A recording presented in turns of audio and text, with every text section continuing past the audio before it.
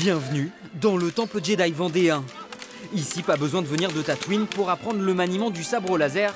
C'est même avec des techniques bien de notre terre que ces 25 apprentis travaillent leurs techniques d'attaque, de parade, de défense.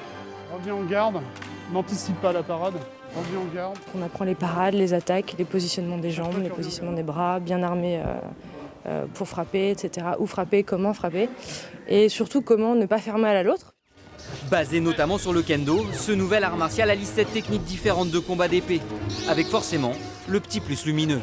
C'est en fait un mix de deux passions, en fait, art martial kendo, et mixé ensuite avec l'univers Star Wars qui est un pur bonheur. Moi, c'est un rêve de gosse, en fait. Je pratique les arts martiaux depuis que je suis gamin. Et en fait, j'ai toujours eu dans l'idée, un jour, de me dire pourquoi pas faire ça avec un sabre laser, c'est vachement plus fun. Mais contrairement à ce que nous a laissé penser l'Empire Galactique, non, ces apprentis ne sont pas tous des inconditionnels de la saga. J'aime beaucoup l'univers, mais c'est plutôt l'escrime en fait qui me plaît. Donc du coup, c'est un bon compromis entre les deux.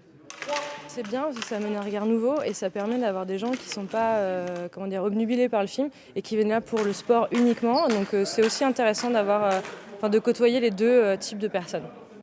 Pour maîtriser tel un Jedi leur sabre laser, entre 7 et 8 ans, il leur faudra télékinésie ou contrôle mental. Plus de temps leur accorder, il vous faudra.